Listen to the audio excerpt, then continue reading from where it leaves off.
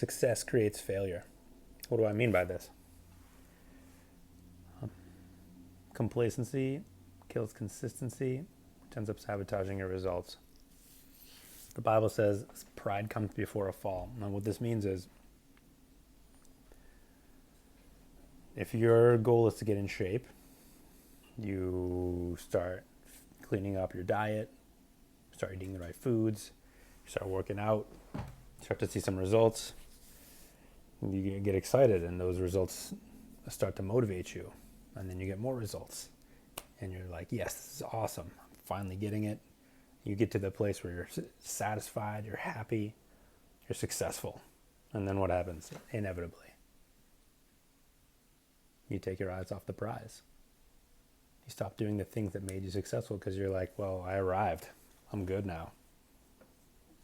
I accomplished my goal. I don't need to keep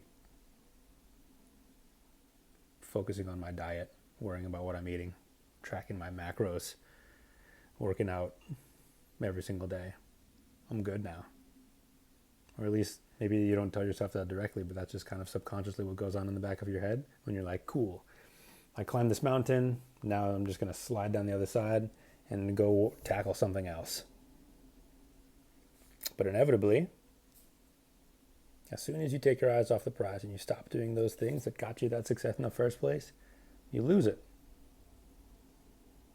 How many physique competitors or bodybuilders do you see that are walking around in a normal everyday life in the shape that they stand on stage with? This many. And there's a whole lot of other shit that goes on with that whole world that we won't get into. But my point is that you work so hard to achieve a certain goal that you burn yourself out. You force yourself to do things, right? And it doesn't have to be about fitness. It could be a career milestone or a deadline that you have at work. You're working so hard, putting in all these long hours, day in, day out, for weeks to accomplish this goal. And then you finally get it, and you just... you overexhaust yourself, and you spend days doing absolutely nothing, weeks, months even, just trying to regain your energy. And this happens, like I said, across the board, but especially with health and fitness. So what do we do then? Well, we have to change how we approach this problem, right? The goal can't be to achieve six-pack abs or to get my mile running distance down to a certain time, or bench press 300 pounds, or get back to a size 32 waist. All of these need to be byproducts of the real goal, which is to do the work. I'm going to say that again. All of the outcome goals that you're focused on, put that to the side. Think about it. Get excited about it. Visualize what it's going to be like when you fit those pants again, when you're wearing your favorite shirt again, when you can make it up the stairs without getting winded again. However, that can't be what motivates you to do the work each day. The work has to be its own reward. The feeling that you get of growing in power and confidence and will by showing up to the game and doing the things that you know you need to do, that is where the true power lies. And when you make that your goal, then you can achieve anything. Think about it like this. This is my last metaphor, and then I'm out. I always talk about spinning plates because there's so much going on in life. If you're like me, you have a business to run, you have kids to take care of, you have a wife you want to love on, you want to spend time with, and you have to take care of your health somehow within all of that. There's a lot of spinning plates. There's a lot of responsibilities. There's a lot of things demanding your and my time. So